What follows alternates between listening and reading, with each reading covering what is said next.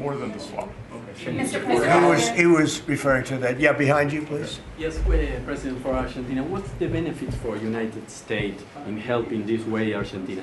Just helping a great philosophy take over a great country. Argentina is one of the most beautiful countries that I've ever seen. And we want to see it succeed. Very simple. I mean, we don't have to do it. It's not going to make a big difference for our country, but it will in terms of South America. If Argentina does well, you're going to have others following, and a lot of others are following. You have countries in South America that 2 years ago would have never even been thought of to go as democracies or as just countries that want to do fair and balanced trading. And now I mean, you mentioned Bolivia, but there are numerous other countries that are coming our way. And Brazil, as you know, I had a very good conversation with the president. I met him at the United Nations before I went up to speak, and then I found that I didn't have a speech because I had no teleprompter. They turned off my teleprompter purposely. They made it impossible for me. But I mean, you do not. But it didn't silence me. I spoke without, and it was a good speech. I mean, it was a good speech. But no, think of that. You go into the United Nations, I'm speaking in front of 158 leaders and the whole world. And I look at my teleprompter and it's dead. They killed my teleprompter. They wouldn't let the man that operated into the booth. Can you believe that? But you don't have any specific interest in economic terms for the state? I do have. No, I want to see it succeed. I think it's going to be great, and we will benefit also. But it's not that big a benefit because it's not that big a country, but it's a very important country, and it's a country that can be very successful. There are some countries that will never be successful. This is a country that has great potential if it has the right leadership, and you have the right leadership with this man right here. Okay? Mr. President, would you support dollarization? I would say that I'll leave that up to my my economic people, but I like the dollar. I'm very strong on the dollar.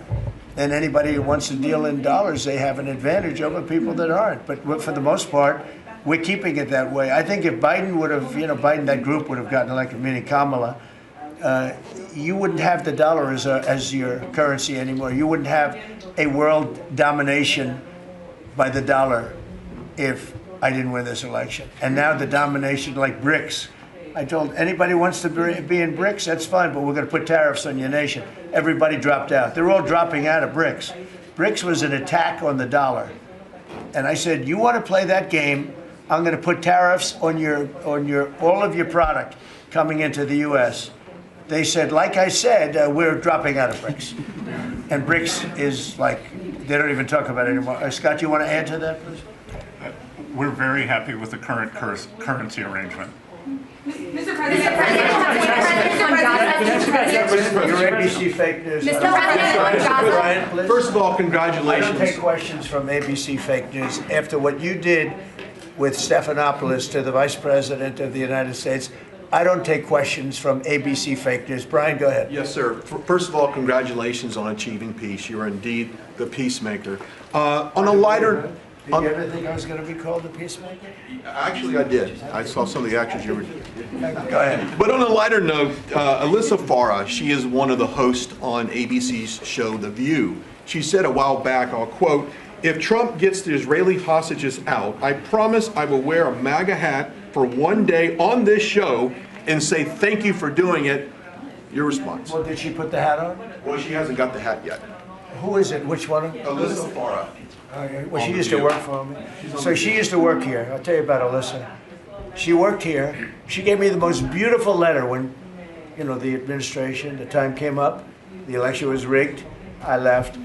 She gave me the most beautiful letter you've ever seen. I was a great president. What a great job. Some of the letters have been quoted. This is Alyssa, who I never thought was very outstanding. I figured she would not make it. And she didn't have a big role here either. And then we had January 6th, and she left after that or before that, but she gave me the most beautiful letters. And then even months after she left, and while we weren't here any longer, she sent another letter, glowing letter, beautiful letter. And then she got hired by The View, and they gave her a couple of bucks, and she changed her view very quickly. I never thought she'd make it. Never thought she had what it took in any way. You know what that means. But she's on The View. But it just shows what a fraud The View is, because this woman gave me letters and statements. She said I was the greatest president in her lifetime. Now, she's not that old, so I didn't consider it a great compliment, but I've had better. Can we send her a hat? Well, recently I've had the greatest president of them all. I like that much better. Mr. President? Does that include Washington and Lincoln? Yes, sir, it does. I said, I like that person. Mr. President? So I think she's a total, I think she's a joke. Mr. President, on Gaza, how long will it take Hamas to disarm, and can you guarantee that is going to happen? Well, they're going to disarm, and because they said they were going to disarm. And if they don't disarm, we will disarm them. How will you do that?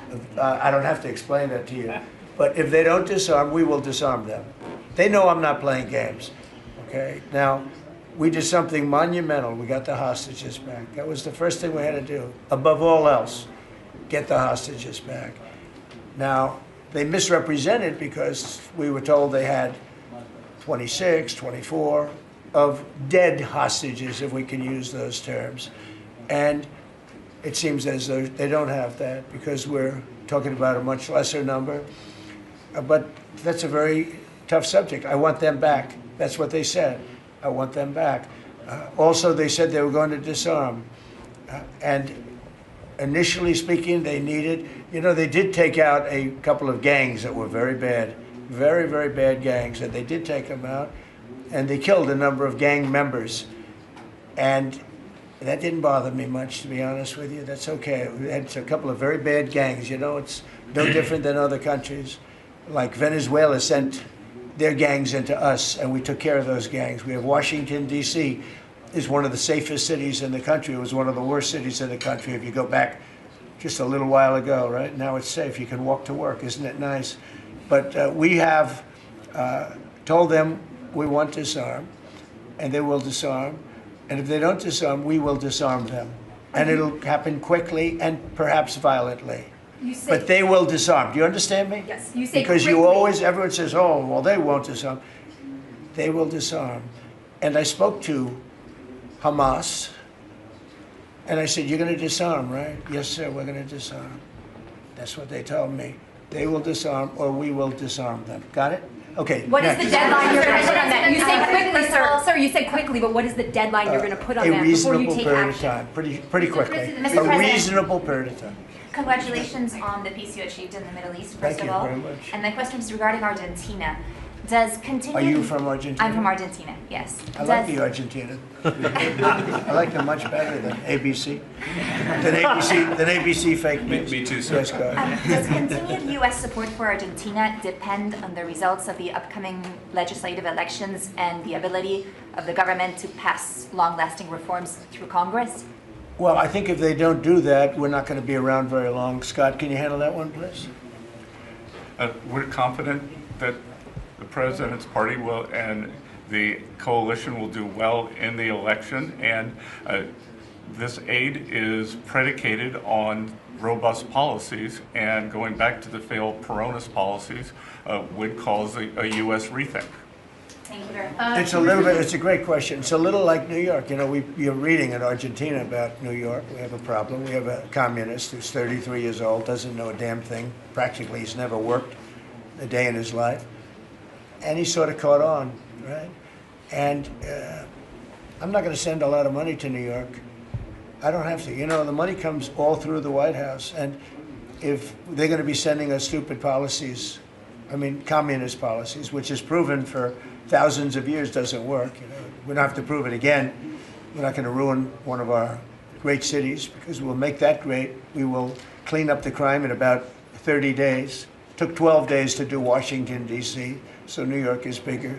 And Chicago, we've already made a lot of progress despite fighting from the government, but Chicago's doing great. Memphis is doing really great. We have great support there from the political leaders. They said, please come in and clean up crime. And we love it. We've in 1 week, Memphis is so good. It's so much better. We'll have it within a month. We'll have that into a safe city again. And all of these cities, we want to clean them up. We don't like that opposition. But if somebody's going to be a communist mayor of New York, it's a fluke if he gets in.